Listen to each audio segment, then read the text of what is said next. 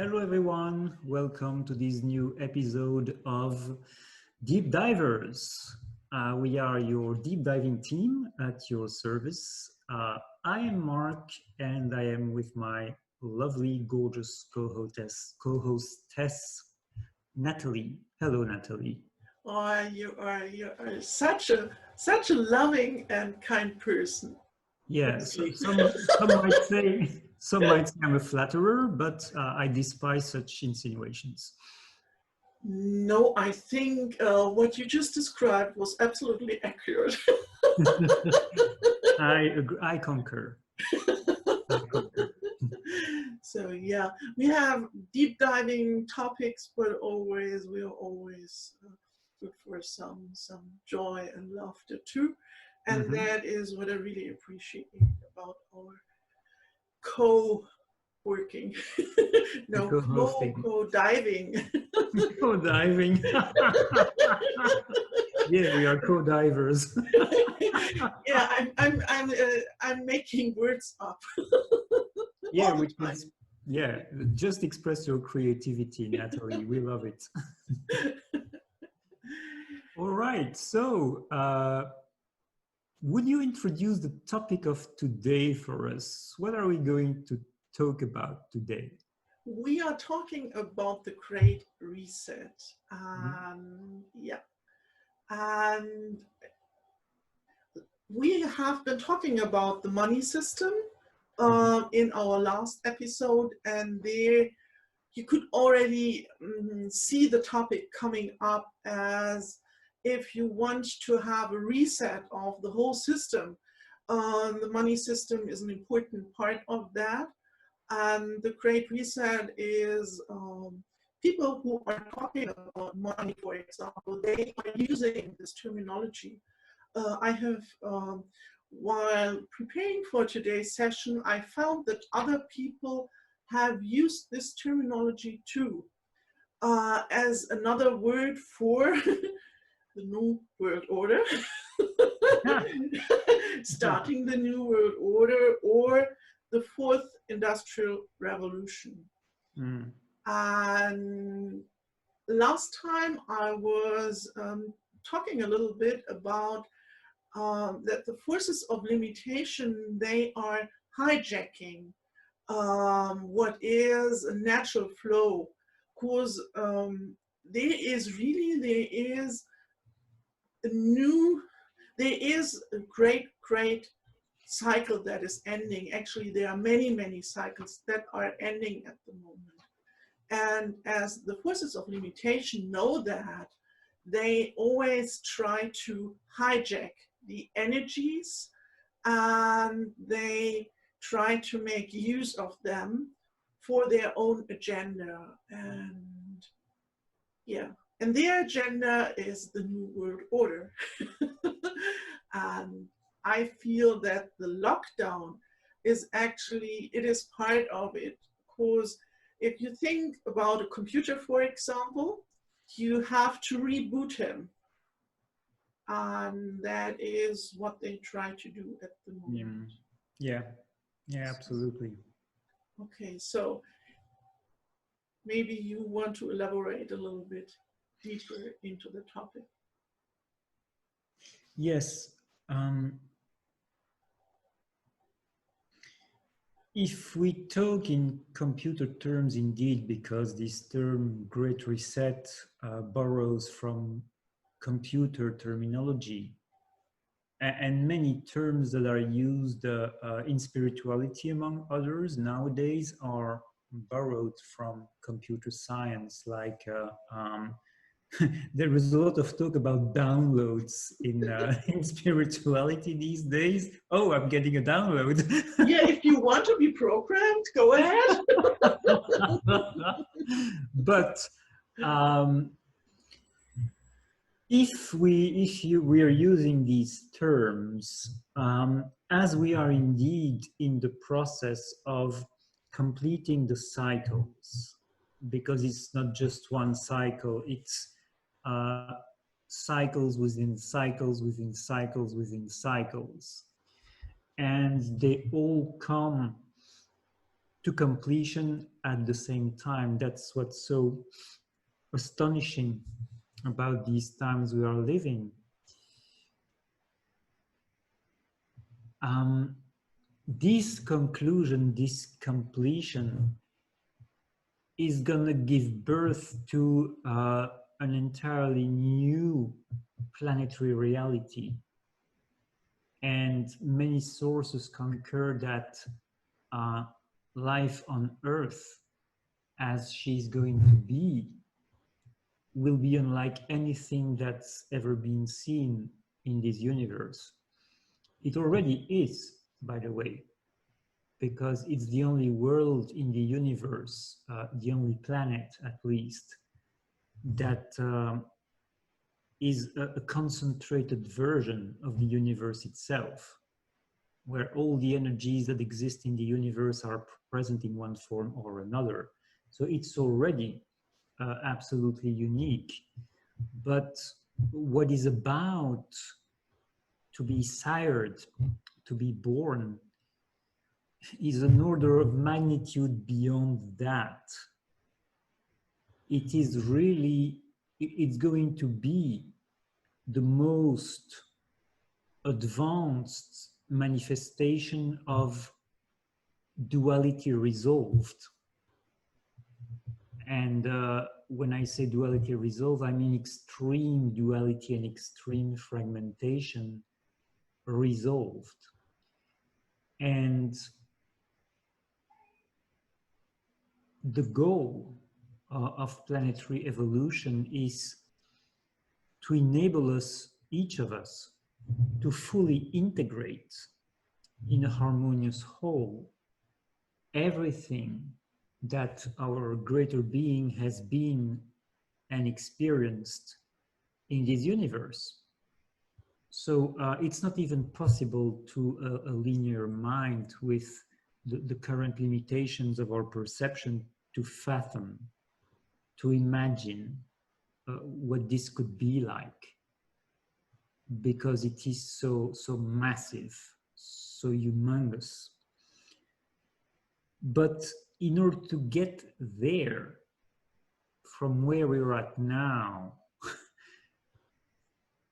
you could say that the reset somehow is inevitable, because human society as it currently exists cannot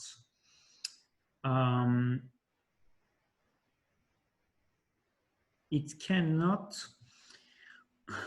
how would I say, it is not the proper ecosystem, it is not the proper framework for these beings that we are in the process of becoming.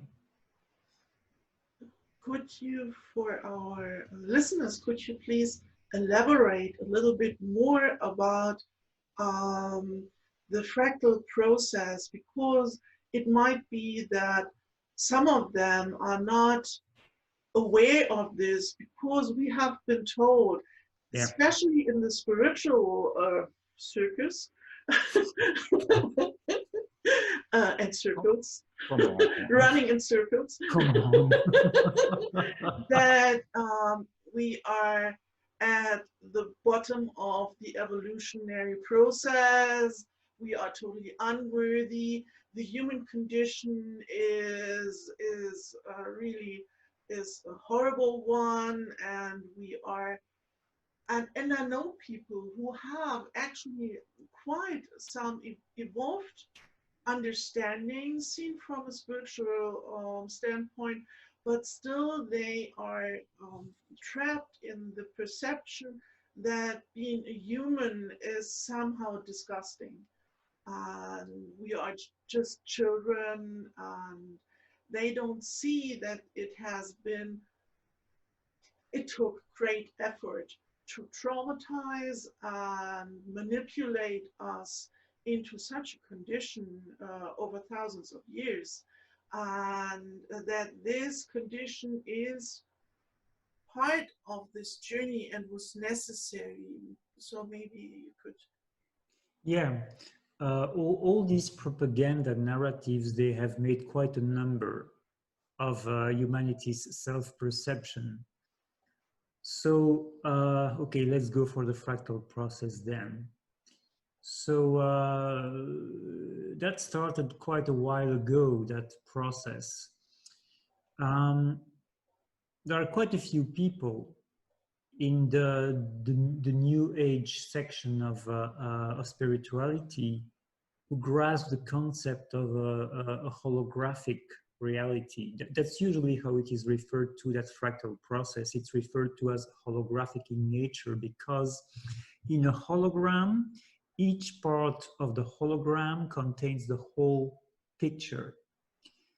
And many people are convinced that it is actually the nature of our universe to be holographic, meaning that each part contains the whole. And I don't think that's entirely true. But for us here, it's very easy to believe that because that's how our planet is. Our planet contains the whole universe in a very concentrated and compressed version. So that pathway to compression is not of universal scale, but it is of galactic scale. So the denser dimensions of our universe had reached such a point of fragmentation and sometimes antagonism between the polarities that a solution had to be designed to allow the beings who were traveling through the experience of this universe to complete their journey. Because for them to complete their journey, that extreme experience of duality had to be reconciled. What was the process that was designed by the prime creator of the universe itself was to concentrate all the energies of the universe in a localized area, so that if you were in that localized area, you could experience all these energies in a very, well, concentrated way, meaning you wouldn't have to travel from one point of the universe to the other to find your different bits, because your different bits would be represented one way or another in that localized area. And that started with the creation of our galaxy, our Milky Way. And the way it was done was that each galaxy of the universe focused, concentrated, and compressed all of its energies, all of its knowledge, all of its experiences in the form of a star. So a star was manifested by each galaxy. And all of these stars together actually form the Milky Way.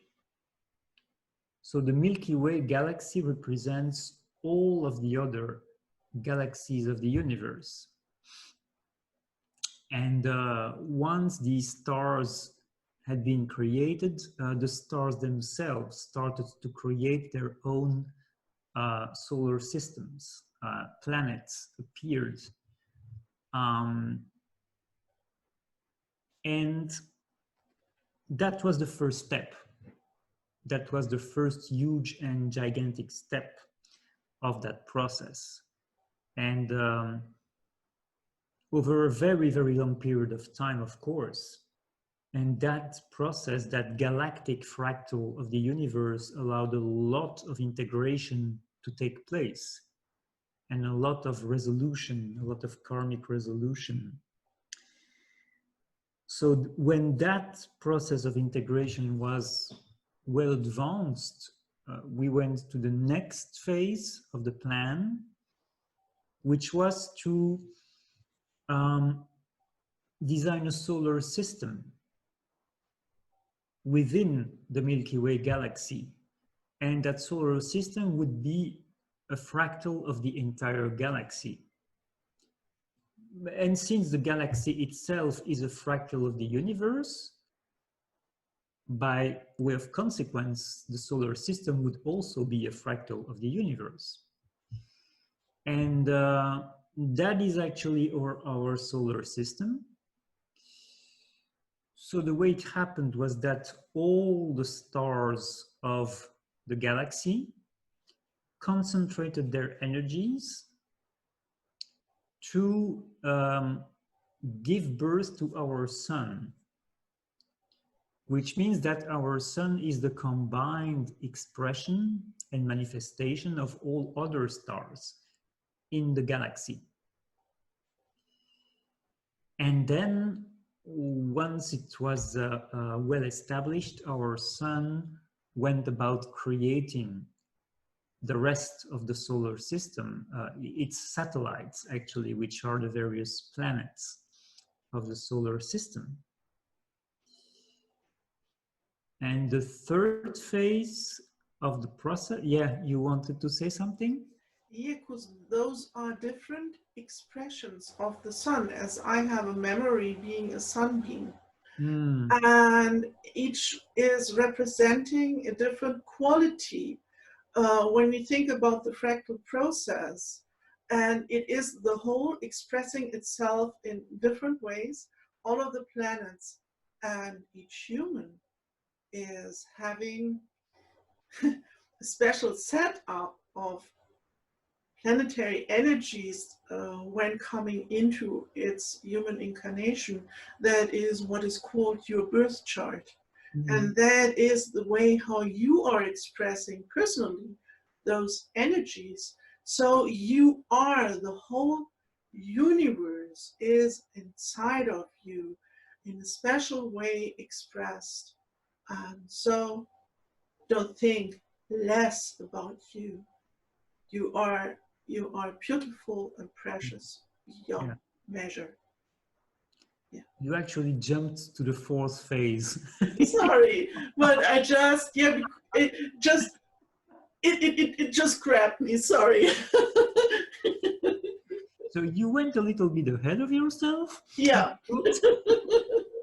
There was a third phase of the plan, which is that after the galaxy and the sun and its solar system, a planetary expression, a planet, was created with, again, the same process. That planet would be a fractal of its whole solar system, which was a fractal of the galaxy, which was a fractal of the universe. And so now we have the Earth, where every energy and life form that exists in the entire universe is present in one way or another, which is why we have such an extravagant abundance of life forms here, not seen anywhere else in the universe. And the final stage was the creation of a species that would be a fractal of its planet, and that is the human race, which is why every human being is a walking universe, is a mini universe in humanoid form. And every cell being connected with a galaxy, and every atom being connected with a solar system, which is also why every human being has so much energy and creative power at its disposal. So, where was I before we digressed into the fractal process? The reset. Yeah. Yeah. So, why is the reset so important to hijack it and not let it happen in the natural way as it is supposed to happen? Yeah. Yes.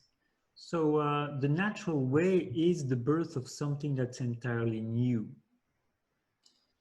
especially because, as I was saying, the current system we have cannot be the cannot function as house, as ecosystem for that new life, because it is so dominated by the matrix of synthetic light that it really doesn't match. It's not a match at all. So it entails a very big transformation, obviously. And thus, what they have been doing, what the social controllers have been doing, is trying to come up with their own version of that. And that's what they have called the Great Reset, which is mainly focused on the economic area. But really, what they have in mind is a complete transformation of society, which in a way is designed to perpetuate same old. But it's giving birth, it's the idea of giving birth to a new control system in order to perpetuate the old way of things. You know, there is, some might be familiar with that novel, that Italian novel, okay, I'm going to use the word in English. It doesn't sound very good in English, but in English that would be the cheetah. It's Il gatto pardo in Italian. So the cheetah is the fastest cat in existence. And that story is the story of an aristocratic family in Sicily at the time of the Italian unification. And the main protagonist of the story is the head of an aristocratic family, Prince Salina, who is not happy about the Italian Revolution and how it is threatening his lifestyle and privileges and religious beliefs. But his nephew is actually joining Garibaldi's army and fighting with the revolutionaries, the Carbonari.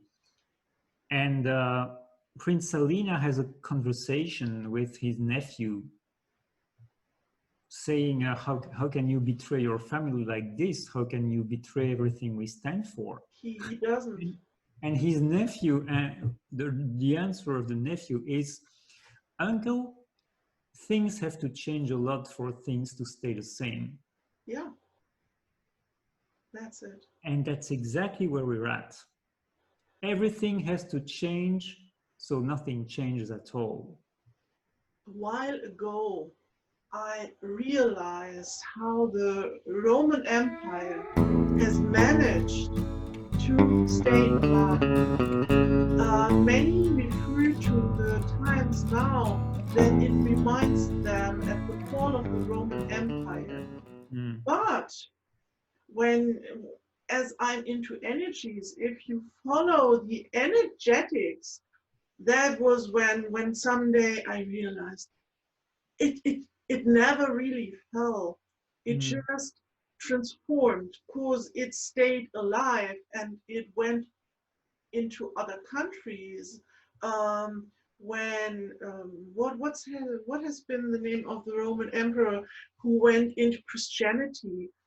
That was a tricky move to make, because in this way they created the Catholic Church, and in this way the Roman Empire, it remained, and it just went other places, took other forms, but it still was. It was ruling the planet. It was taking over the Americas. It was spreading into Africa, and in this way, the Roman Empire managed to stay intact somehow. Not in the same the front, it is like an old book. You just give it another cover and another name, and you give some other names to the characters and some other places, but it is still the same story.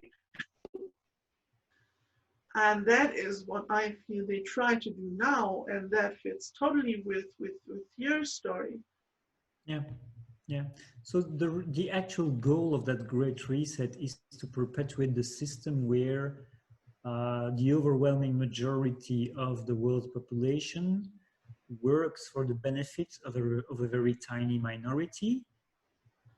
That's in the physical realm, but also in other dimensions works to feed the gods and their minions, their hierarchies. And the social system that we have on Earth is actually a manifestation, a replica of the gods' pyramid of control. So that idea of a great reset is actually to present a new version of that, an updated version of that. And of course, it has to be made as it has to look as palatable as possible. It has to be presented as a solution to the world's problems, and establishing a new balance that's going to be beneficial for everyone. But that's not the purpose at all. That's just the marketing campaign. So that is the social aspect of that great reset. But if we want to look at deeper aspects of it, and deeper aspects of what's in store and of the real transformation. Okay, before we go there, let me say that I totally believe, as you said, that the whole plandemic, scandemic, schmandemic was indeed engineered as the trigger to launch, to precipitate the transformation of society. Actually, I believe it was the test, because I believe the real reset is going to happen in the second part of this year. But in the first half of the year, I don't know if they engineered this or if they hijacked this virus thing, whatever, but they made great use out of it to test if their mind control and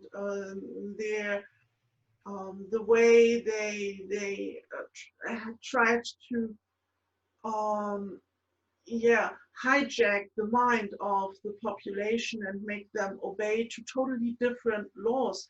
Because if you think about it, within 2 or 3 months, people have done things they would have thought laughable in the past. In the beginning, when we saw the pictures from China, the horrible pictures, people have been they have been under total surveillance. They have been locked down in their homes, not allowed to go outside. We thought this would be horrible. And then I heard the first stories from Italy, was very close to the place where I live. And I heard from people that had family there, and said they were not allowed to go onto the street because there was police and military making sure people are not leaving their homes to not spread the virus. And suddenly we all have no longer been allowed. I was not allowed to visit my own daughter, or she was not allowed to visit me because she lives somewhere else and she wouldn't be able to have a hotel here for anything. People have not been allowed their human rights at all, and all of that because of the flu, a heavy flu season that is happening every few years. We have very, very heavy flu season. And we have allowed to be taken, to be ripped of all of our human rights. And that happened, it is now maybe 5 months ago, but actually it happened within 2 months. That we were so eagerly to give away our constitutional rights to go wherever we want, to work in the business we want to work, to meet with each other. And now the population has even, it, it has been so obedient that it is now overlooking to their neighbors, are they behaving in the right way? And yeah, so the system doesn't even have to control you, because your neighbor, your coworker, your family is making sure you are behaving in the right way. You don't speak up. You do as you are told. And for me, this has been their testing phase. Will Yeah. the population take it? And Mm. the population took it. I, I, Mm. I was really surprised how easy. Oh, it was shocking. It was absolutely shocking how easy it apparently was, that first phase. But when you said that you didn't know whether they engineered it or just took the opportunity, there are very clear signs that it was engineered, Yeah, because friends have shown fictions of years and years ago, in TV series and whatnot, yeah. that were showing exactly what has been happening since the start of this year. And Event 201, it has been Yeah, really, there's been Event 201 in October or November last year, which was that meeting of the WHO and the Gates Foundation and various politicians and governments. And Oxford University and military people who were discussing a pandemic scenario, which was, oh, with the coronavirus, and what would we do in from such a... all the viruses, it had to be a Yeah, it had to coronavirus. be a Think about the coronavirus. Yeah, coincidence. yeah. Yeah. And and really the best indication I know of is that a few years ago, I don't remember how many years ago exactly, but it has to be at least 5 years. The Rockefeller Foundation published a study titled Lockstep. And the subject of the study was, how would governments go about um, setting up an authoritarian system in Western societies? And the scenario was, well, they would make a pandemic. They would make a pandemic, and it would happen like this and this and this and this and this, and it's the exact blueprint of what's been happening with this supposed health crisis. And apparently, from what I heard 2 days ago, it is still on the website. You can still find it on the website of the Rockefeller Foundation, because they always have to tell you one way or another what they are doing. That's part of their system. They have to tell you. So you can still find it. And, it's funny because Africa, even though there are many dictators in Africa, it's not as fully assimilated into the system as Western countries are. So surprisingly, there has been more independence um, towards this new takeover in Africa than in other parts of the world. And so you have the president of Burundi who kicked the World Health Organization out, and he mysteriously died not long after that. But now there is also the president of Ghana who's Yeah. spoken. publicly about that whole study by the Rockefeller Foundation a few days ago. And yesterday I saw something, I think that guy is living in Congo. Mm-hmm. He wrote something on social media. He is actually a Nobel Prize winner. And he said they tried to force them with money to say that the dead people have been dying by corona. And he actually, Africa is known as a quite corrupt continent, but at the moment they are not, because he said he didn't win a Nobel Prize to pay his to let himself be sold out, and this is totally against his honor, and it would be great sin against God uh, to take the money and to do as he was told. But he not only refused to do it, but he called them out and said they tried to press them to say the people who are dying from corona, and they try to press them and buy them with money. And he made that public, and I thought, wow, that is a great man. Yeah. So there's a big question about this. When you say that you believe it was just a trial run for what really is to come, we know that there is something in the air, because astrologically speaking, October this year looks very big. And I'd like to hear your perception of that, because I know that you are into astrology much more than I am. So yeah, but I don't have actually. I didn't prepare for that, so I cannot tell you all the constellations. I would have to have a look at it to explain it. But something really awful is actually already it. You already can see it happen in the background, and there are some aspects that are made already all the time. Where the planet Neptune has to do with perception. Neptune, in its most beneficial expression, it is everything is connected with everything. But in its very, very dark expression, it is about deception. And we are being deceived even sometimes when there is revelation. Even revelation is used for finger pointing and for distraction. A lot that is happening at the moment is to distract people.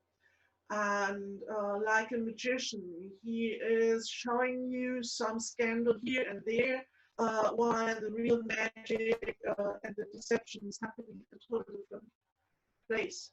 That is what is happening, seen from an energetic standpoint. And then you also have a lot of planets who are in Capricorn since a while, and they will, and it those are the malefics, they are called. From my point of view, nothing is in itself beneficial or malefic. It is how you make use out of those energies. But as they are difficult to handle and have been used by the forces of limitation, they will be used to, govern and limit humankind. And what is really, really interesting, the planet Saturn, people who are into the forces of limitation know that Saturn has been used to govern and limit humankind.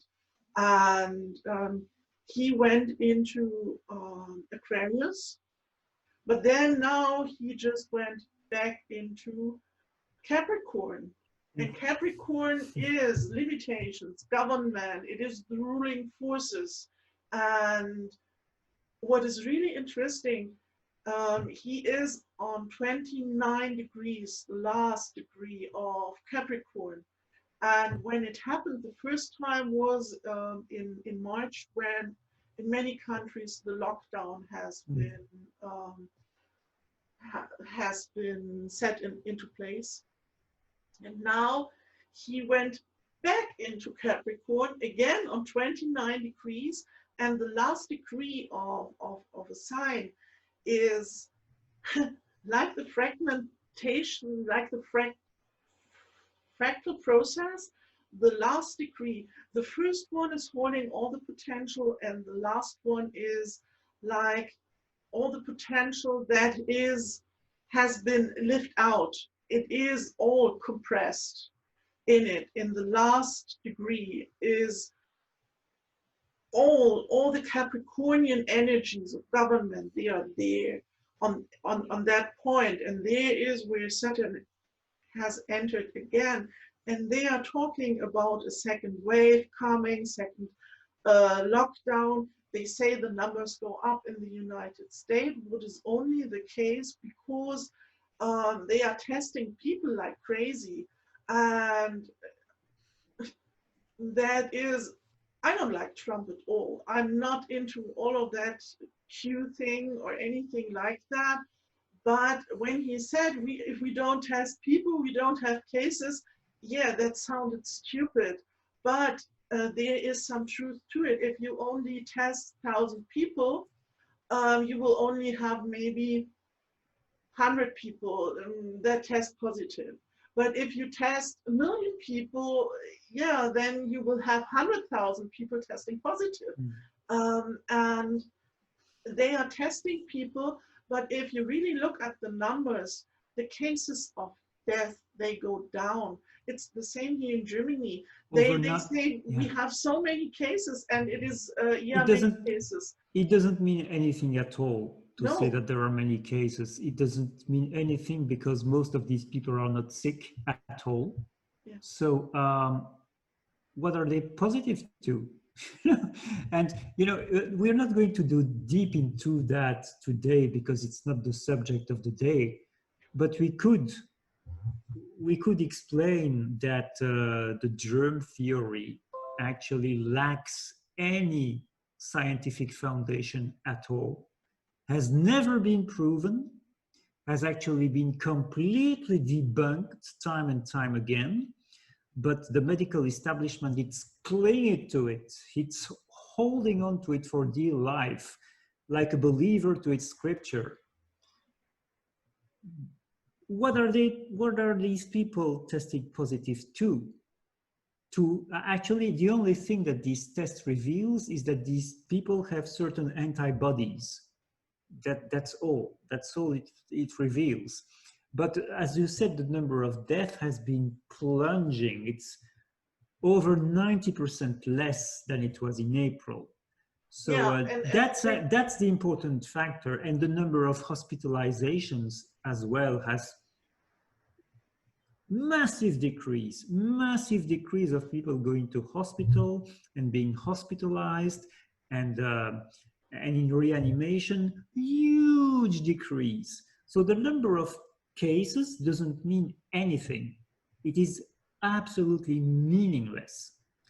But the connection of all this with the reset, the so-called second wave, they've been announcing that for a month. How is that possible? That they would be able to predict the coming of a so-called second wave. With many epidemiologists will tell you that that concept doesn't even exist in epidemiology. It just came out of nowhere.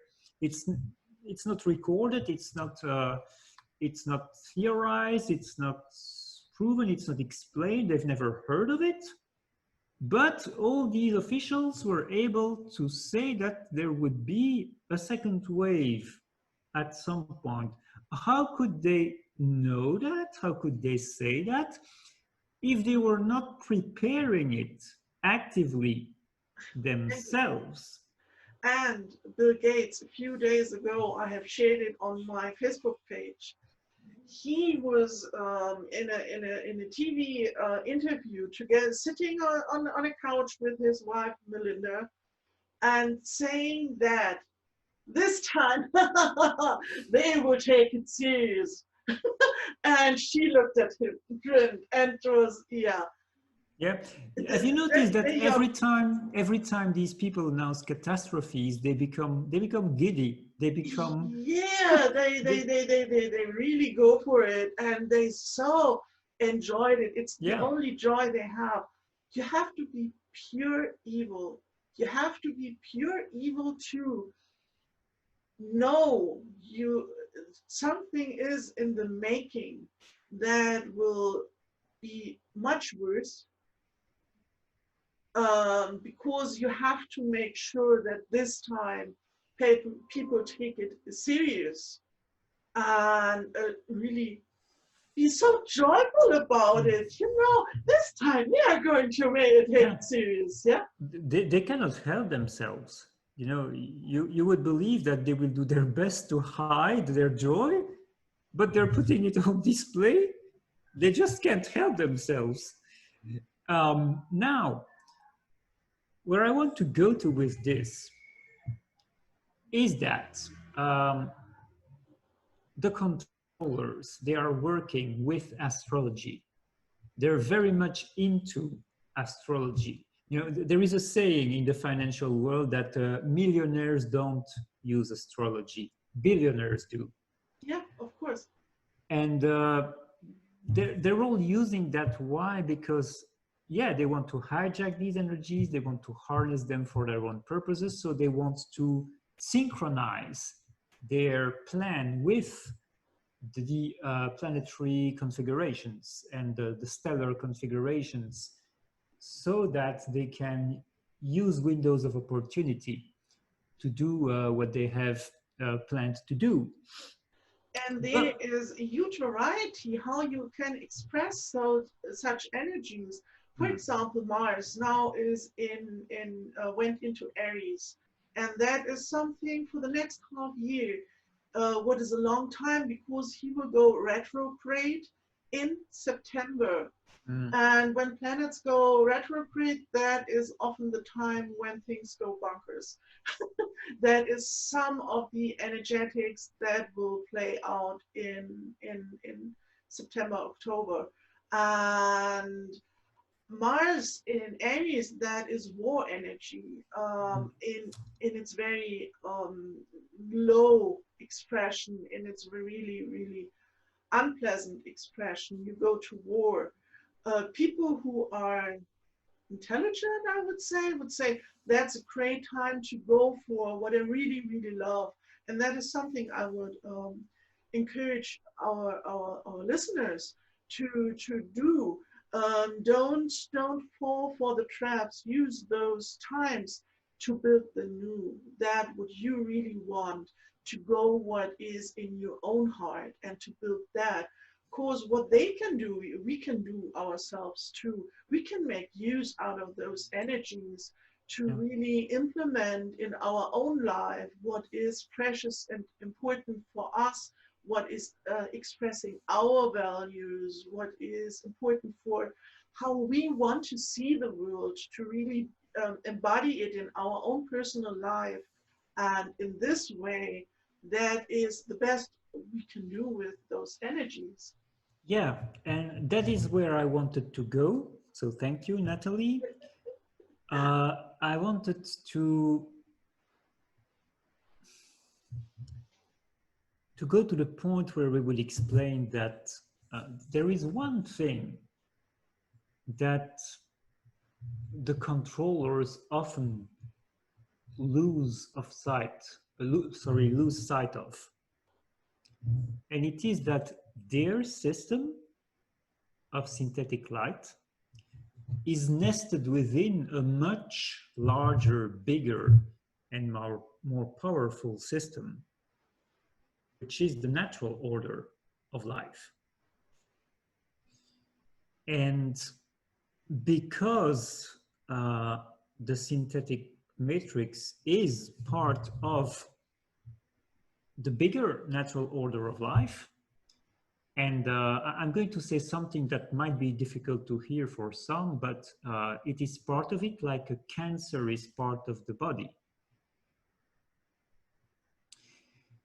So because it is nested in that much bigger natural order, that means that the natural order still has authority upon and over the synthetic light matrix.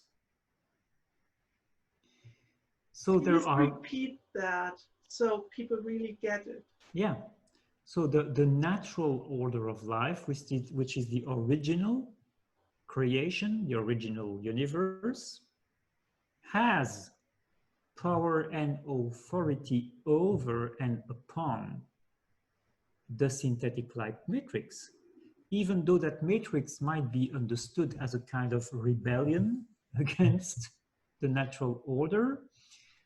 There is a universal principle that is inescapable, which is that the prime creator of a reality has the ultimate degree of authority over that reality. And so because the matrix exists inside the natural universe, there are forces within that natural universe that can absolutely bypass all of the systems of the matrix. And this is why I believe that this really big wave that is coming in autumn this year is not necessarily going to look like the controllers have planned it at all. And there might be a very, very big surprise in store for them as well. Yeah. When we talk about astrology, something that many people who only focus on the negative of Capricorn or the planet Saturn are often not aware of is actually those are the energetics that bring you into what has been called mastery. Um, Actually, it is self-mastering yourself to really become aware that you are your own authority over your own life. It is the distorted expression of Capricorn trying to govern other people, to be the master of slaves, instead of becoming aware that we are the author and authority in our own life. This would be actually the proper expression of Capricorn or Saturn. Saturn is often seen as like the, you know, that Zen master. He sends you chopping wood and carrying water, and he only does it because he knows the strength you would need along your path, and he teaches you to be to really stay on your path and to really go for it and to really focus. And so it can be the forces of limitation, but it can also be, in the end, it can also express itself that people become aware that they are the author and authority in their own life. And that would be a really beautiful way to realize those energies, instead of giving away your power to a government or some outer forces. Yeah. Now, there is one thing, before I say that, I want to complete this whole train of thoughts that we have articulated by saying one thing. And that's something I heard really recently by George Kavasilas, and the way he expressed it, there was something in there that clicked for me. It was like something falling into place, you know, that, oh yes, that's how it works. That is how it works. The fact that we are embodied, incarnated here at this time and in this place is a very, very clever move, because we being incarnated here gives our greater being the natural right and the natural authority to intervene within and upon this reality that we are in from the other side of the veil. So that's a really brilliant chess move, I would say. Yeah, it is. And that's why I was also saying, I'm not sure at all it's going to look like they have planned it. One thing that seems pretty sure and inescapable is that it's going to be extremely chaotic, and it's going to look completely insane. And for that matter, I believe that what we've seen since the start of this year that really looked insane enough to my taste, it's going to be dwarfed. It's going to look like a joke compared with the scale of the insanity that is coming. Whether it is coming from their plan or from the action of the natural order of life, there is going to be insanity on the streets. And actually, in the end, why they don't know it, they always work for us. In my own life, they really have done me quite some harm. But actually, all they did is they trained me and they make me become aware more and more. And that is what they do for humanity at the moment. And actually, that humanity has been so willfully agreeing on those orders that have been given out, actually shows me they are already really traumatized quite a lot, and maybe they need, and that is horrible for me because I love all kinds of beings, yeah. Also the last time I'm sometimes annoyed, yeah. But yeah, I love everyone, and so it might be that some people really need a slap in the face to wake up what is happening, yeah. It might really be so people can really make a conscious choice, because what I feel at the moment, people are trying to escape. They try to escape into drugs and alcohol and Netflix and waiting for the new normal, and when everything will be normal and they can do what they have always done. They are in most people are denying what is happening, and so it might be somebody who is just in shock, and yeah, sometimes you have to slap them in the face to, hey, come here, yeah, calm down, everything's fine, yeah.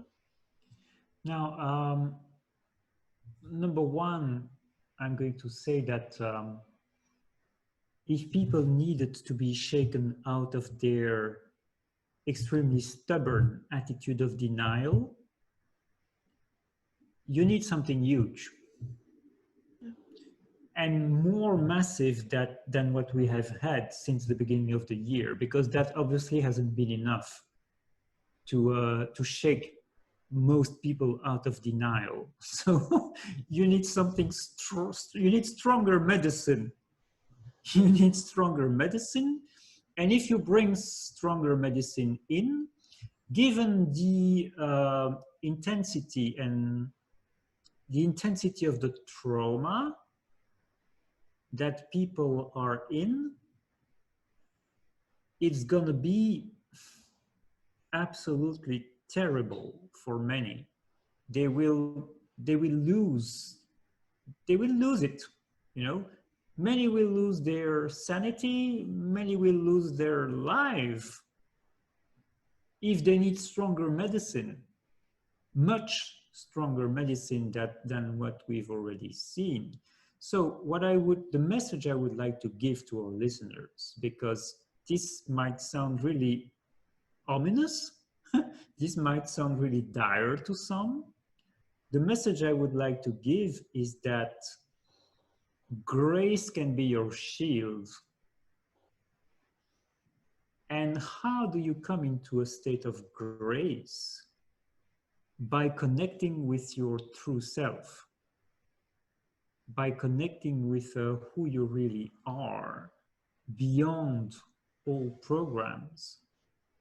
So the more of yourself you truly are, the more you radiate and emanate that grace of your own being without being sucked into the drama.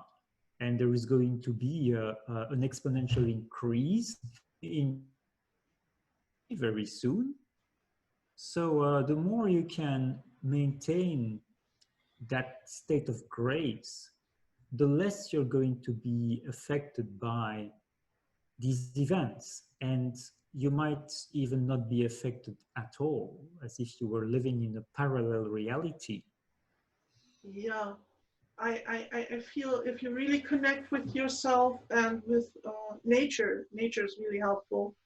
Um, Meditate and have a walk in nature and have fun with people who um, are really of your own kind and who are really in resonance with your own field. And don't argue with people in the on the internet or even with family members. Don't do that. Just go for what feels good for you. The more you go to this place, I I experienced this myself. Actually, I'm in a really peaceful and joyful place most of the time. I just get into trouble whenever I have to interact with the in insanity, having to go to a grocery store and having to listen to all the conversation and all the madness and all the strange behavior of people and seeing all this heartbreaking insanity and obedience. That is really something that really hurts me to see how people are complicit in that. Um, but that is what is bringing me out of balance. But whenever I'm in my own space and I'm connecting with who I truly am, just like you have just mentioned, I'm absolutely fine and I'm happy and joyful and everything is fine. And that is really like a different world. It is a totally different world, and it is a beautiful world. It is a world where the butterfly that is coming by is just important, or how beautiful the color of a flower is, or how awesome the strawberry on my balcony is tasting, or something like that. Very come to the very simple things in life. They will help you. Yeah, yeah. And I would also say, and we are going to explain what that exactly means in a moment. I would say that the more shadow work you've already done, the less you will be impacted by the shadow that is going to be um, uncovered and revealed and expressed in the outer world very soon. So, Natalie, what is shadow work to you? Shadow work is everything that is your original being that you have put in the shadow. That is aspects of your own beings that you are not aware of because you did split through trauma, for example. In your own family, there might have been a situation where As in childhood, we experience this again and again, where, for example, you are encouraged to be very brave. And so you try to be that and to have this personality where you're really brave, and you will take this part of yourself that might be more sensitive, more artistic, more vulnerable. You will take that and feel it is unwanted. You will cut it off and put it into the cupboard and close the door and never look at it again.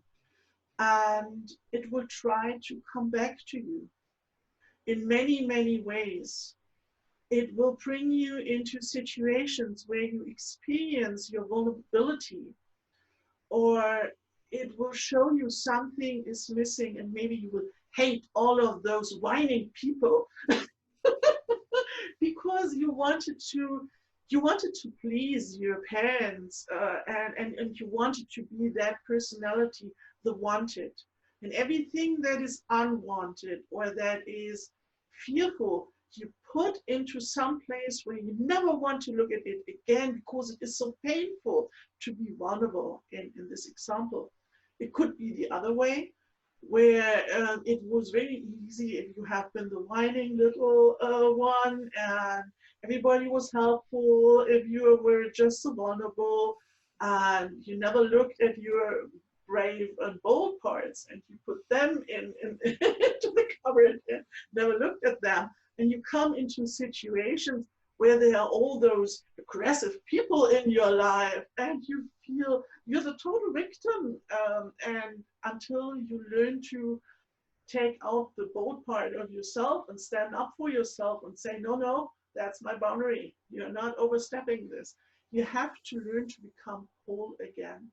And as long as we don't do that, life is bringing up these situations, and it will bring people that will remind you of that part that you have forsaken. And it is time to reintegrate it. And we are so good in finger pointing. The other is the bad guy. And the funny thing about the coming month and all the conflict energy is the other believes you to be the bad guy. So we have really to, because where we are heading or where we are coming from is beyond duality. Mm. That is where everything is allowed to be itself. And people are choosing what they want to experience, and there is that goes beyond good and evil in the normal concept of good and evil. It is the whole variety of experiences we did make already. And actually, if we put something in the shadow, actually it is something we have been ourselves. If you hating someone for something, that is an indicator that this is a shadow aspect of yourself that you should look at. And I feel we will have lots and lots of experiences where we can be triggered, or where that can make us fearful, while it is just a shadow aspect. And one important shadow aspect, as Pluto is involved in, is Pluto is the great transformer. And with Saturn, well, that is death. Looking the possibility in the eye that you might die. And I can tell you nothing is so freeing than looking death in the eye. As you cannot die. Actually, it's not possible. I tried very often. And here I am. Okay. Okay, I want to say a word about that, Natalie. There are two ways in which we cannot die. The first way is that there's always a part of us that goes on. Even if a physical body or another body stops to function, the spirit goes on, the greater being goes on, the soul goes on, the infinite being goes on. So most of us goes on, even when one body or another stops to function. So in that way, we don't die. A certain expression of us in a certain reality is not manifested anymore. That's all that the death process is, in fact. So in that way, we don't die. There's another way in which we cannot die. It's that we cannot die as long as the agreement we have with the prime creator of the reality in which we exist is not completed. And so, speaking of us here in our ego capacity of Natalie and Marc, Natalie cannot die and Marc cannot die as long as their agreement with the earth stipulates that we still have time to spend on this aspect of the planet. So as long as our agreement stipulates that we are supposed to be here now, we literally cannot die, no matter how much some might try to achieve that. It's just not going to work. And actually they tried quite sometimes. And the first time 3 years ago, that was masterly. How they made it, compliment. And actually I kind of died. But my greater being stepped in and said, okay, you have to choose. Go ahead with this body, or here I can offer you another opportunity. Take this one, and it's nicer, it's comfortable. But yeah, you have to come in as a little one again, in really convenient circumstances. You choose. But yeah, my contract wasn't finished, so I said, okay, a new body would be nice. But I think I will keep the old one. And my greater being said, yeah, that's the more difficult thing, because going through renewal while having the old body with the old imprints and the memory of this lifetime is more difficult to be reborn while having the same body. So if you have people that are dying, they are simply going for the easier road. Yeah. So don't, And as always, I was taking the more difficult route. And what is it with you, Natalie, that you always have to make things difficult for yourself? I don't know. And actually, I wonder, did I even have a choice, or wasn't it obvious that I would take the more difficult route? So no, they can't take you out if your contract with the earth isn't finished. And what I have found as I looked death in the eyes more than once, what people really fear when they fear death is, you fear to die because you never lived. That is what is actually happening. Because we always try to play safe. We always try to stay in our comfortable bubble. That is the reason why death really confronts us. Your time here is limited, so move your ass, or go through restart, reset, and start anew. But you're not done here, and really keep on going. We are so afraid, but what we really fear is not death. We really fear is to fully live. And I feel people will have to face that. That when everything is falling apart anyways, they will realize what is really important for them.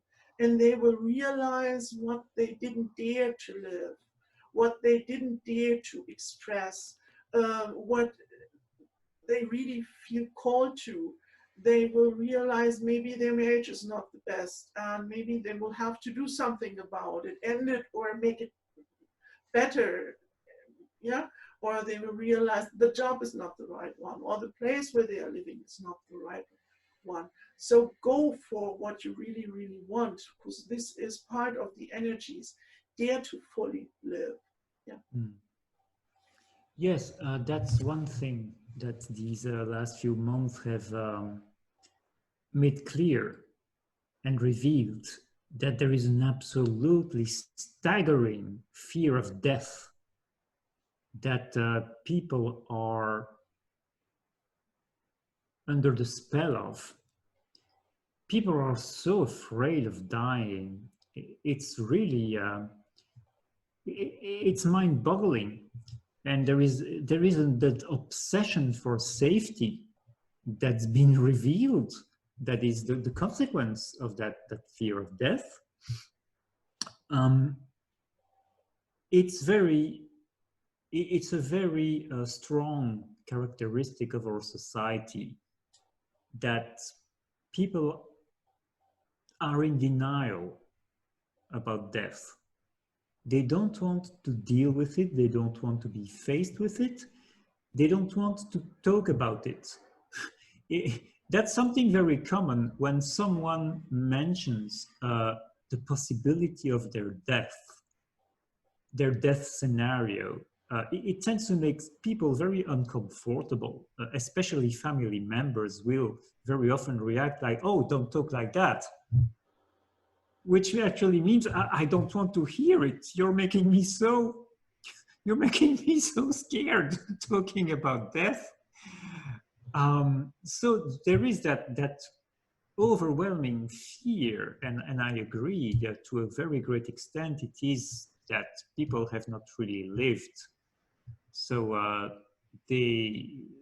it's a bit like in the old religious view of things. Oh my goodness, what am I going to tell my creator when I am before him? I've done nothing with my life. So there is that aspect, and then there is the fact that the worldview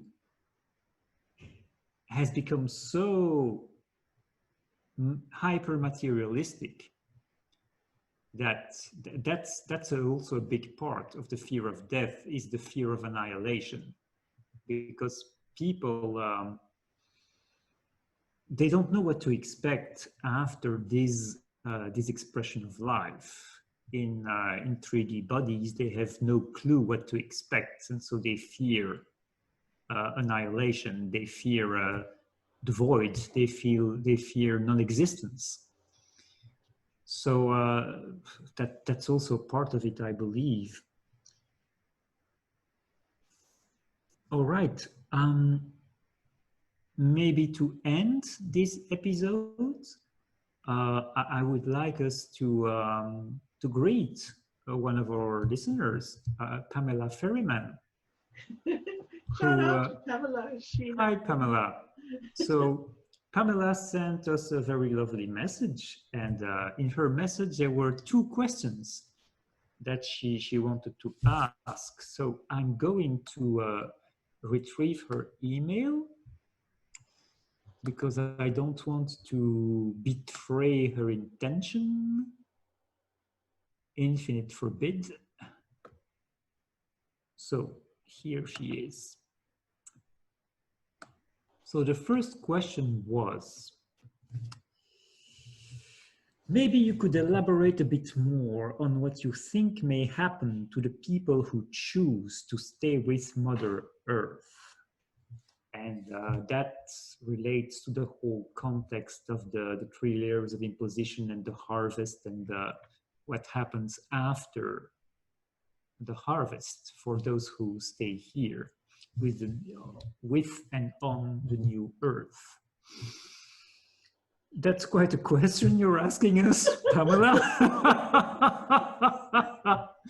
So what is it to live as a universal being? To live as a being who is the fully integrated expression of all its aspects throughout the universe, all combined and amalgamated and harmoniously integrated in one single expression. I don't know. What I mean by that is that I've never had the experience of it. So it's really difficult to describe and to grasp all the implications of it. I wonder, Natalie, have you ever had any experience of yourself in the future? Yes. All right. Yeah. I have incarnated with what I have called my ticket home. Lucky you. Yeah. Was a memory from a place that has been in the natural order of life. And it has been the starting point for me to enter this whole adventure. But I believe this place to be in the future. What is a little bit mind-boggling for people that I would have entered from the future into the past, many, many 10,000s of years back to go through the whole cycle of evolution and making all of those experiences. And I'm not sure if my future self will exactly be how I remember it. Maybe it will be a different timeline. I don't know if I will really end at the same place where I started. But I don't have many details, but what I brought with me is the memory of being a singularity, but being connected with everything around me, or being aware of everything around me. And I believe this is what is when you go beyond duality, you are an expression as a singularity, but you are connected and aware of everything else. And so there are no, the connection, and it's been really, really beautiful and really loving place. I don't remember that there has been any conflict or anything like that. Somebody made a decision and then they went for it. And my memory has been, I have not been one of the first who entered this. I realized that some who have been dear to me, because we have all been in love with each other, kind of, yeah, entered into this, and then happened something that was not believable for me. The connection to them was cut off. It was because when you are aware of everything, that is the most horrible thing you can think of, that your loved ones, and maybe this is where the concept of death comes from, being cut off, then you can no longer sense the others. And I remember how I was waiting and I was feeling maybe they will regain that ability, because, yeah, we knew we will lose the connection ourselves somehow, but they didn't come back. It was like, you know, they didn't come online again, you know? And so someone else also went into it, what this reality, to, yeah, look after what happened, yeah? And I knew it is really dangerous. And they got lost. And souls, my soul has two intentions: adventure and love.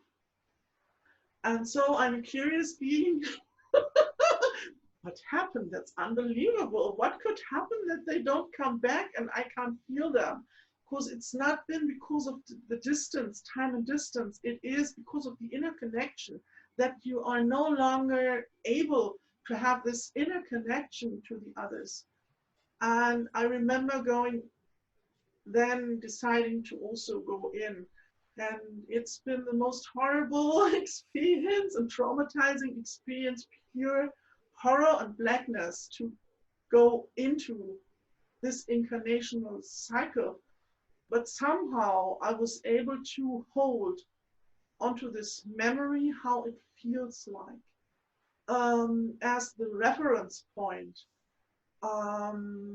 to no matter what happens, I will be able to go home. And I try to remember this myself as clearly as I can. And also, what is part of the question of Pamela, also to me, the second one. Yeah. If I may, before you go there, to me, what it's going to look like, it's not really a matter of look, but of experience. What it's going to be like. It's a state of hyperconnectivity. So you are at all times aware of all that you are in this universe. Yeah. And you can choose to focus on one aspect or another at any given time in your awareness. You are aware of everything that actually happens in the universe. And again, it's a matter of focus. What do you want to focus on at any given time? And any other being you're interacting with, you are aware of all that they are. Yeah. Which to a linear mind, it's not really conceivable. But that's what it's going to be like, I believe. So compared to what our experience has been, in our earthly memory, you could call that paradise. You could call that paradise. And also a whole bunch of X-Men abilities to make life really fun and interesting. Yeah, because there is this great sense of freedom also. As you said, it's a total connectivity, yeah. You are aware of yourself and all others that are connected with you. And actually what they try to mimic with the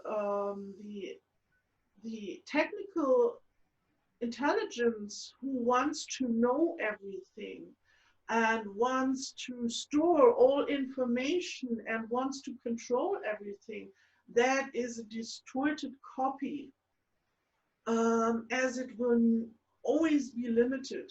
It will never reach this level. And so while humans believe they will enhance themselves if they become one with the machine, that is not the case.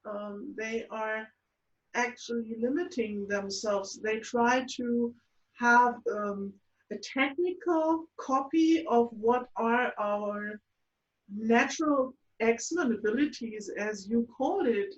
There's total freedom. And what you can think of, if you feel I want to experience this, then you go for it. As I said, I remember where I come from, and my own intention is adventure and love. And we go for what we love. Yeah. Mm-hmm. And so her second question was, Natalie, you mentioned one can learn how to extract information they need or want from the field and their environment.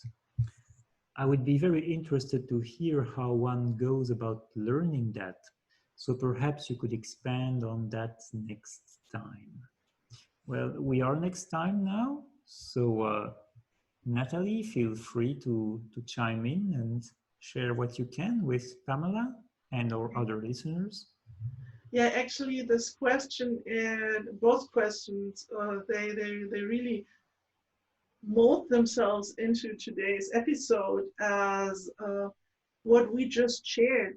That is how we can learn to have access to everything around us.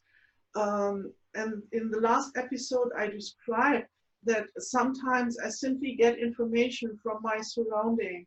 I simply know, okay, now I have to turn, I need what was it, a post box, yeah, in an unknown surrounding. And oh yeah, turn to the left. Yeah, really? Okay, turn to the left and then go to the, there it is. And I have that, had that very often. And it is actually what you learn is to make contact with your innermost being again. This is the contradiction that shows up when you go beyond duality. The more you go inwards and connect with your own core, the more you expand. And the greater your field is, the where you can reach out. And the more relaxed I am, the more I'm able to be aware of something that is taking place at another place. But as I am a human being and I'm still very often very limited because I'm not always there at this place. I am sometimes out of balance just. It Really? is not, yes, sometimes I have to admit. I'm so disappointed now. Yeah, I know. um, it is happening whenever it is necessary for me. And it is for me quite normal that I tap into the field and I simply get an answer. But it has nothing to do with control. It is not, actually, you have to be really relaxed. And if it is, you have to relax into yourself. And when you relax into yourself, all that you need to know will show up because actually everything is there for you, but you're still limited as a human and cannot, you don't have, or I don't have the capacity to be aware of everything at once. So I will simply become aware what I need to know now. And you can learn that actually this is who you are and what you always have been. So actually you have to unlearn everything they told you what you are. And just as Mark and I have just talked about, relax into your hardcore being and make this your new normal, to remind yourself to come back to yourself and relax and um, feel. You need to learn to feel again, dare to open your senses. We have so many senses that we are not making use of. And then the information will simply come to you, and whatever you need. And actually, I urge people to really practice this because this is the greatest, as people want safety. This is the greatest safety you can have. If you learn to become the eye of the storm, to be calm in the middle of the chaos, you will always know what your next step will be. You will always have what you need. It always will be there what your next step, your next information, your next resources, they will show up. When you're connected with yourself, you are connected with all of the universe. And this is how you learn that. Simply you have to practice coming back to yourself and letting go of everything they ever teach you. Oh, I can't hear you. Trust is really a major part of that process because you won't be able to extract much information from your environment if you believe that your environment is your enemy, which we have been really how would I say, it's a false belief that's been repeatedly hammered into us for a very long time. But if you believe that life is out there to get you, and that there are, for instance, evil viruses in your environment who are ready to jump on you and make you sick, it's going to be really difficult, because this is a cooperative approach to life. And it's really based on trust that life is actually benevolent, and that you have all the support you need, and that you actually can relax to access your core self. You can relax without being threatened, without being attacked. That is really beautiful. And even if you have to interact with people who are, well, not so nice, try to connect with your own hardcore essence. Pause. Everybody has a creator being. So your creator being might connect with their creator being, and somehow the situation will turn out really beautiful. Or they cannot stand your presence and will remove themselves. Yeah, they might cuss and curse, don't mind it, yeah, as long as they don't threaten you any longer. And that is, you are the safest place to be. And actually, that is something I have to say thank you to Mark. Last year he has visiting me, and I said something about being safe and being home, and he said home is where he is, and that so in this way he's always safe because he's totally relaxed. No matter what's surrounding, he never worries. And I thought, yeah, that is yeah, he loves to travel. I'm a Sag. Yeah. Meaning Sagittarius. And yeah, and that is that's been quite a good reminder for me sometimes when I have been out of balance. Yeah, I'm home, and I'm the owner of my ticket home. So what shall happen? Yeah, and what is really important, I'm not that special. I'm just, we all are that. If you listen to that, you are that yourself, 100%. And you have that yourself. You just have to trust yourself. Yeah. If you're still there, if you're still listening by now. Yeah. Yeah, Yeah. sure. Yeah. For sure. All right, so that's been quite a substantial episode, and I believe we can stop here for the time being.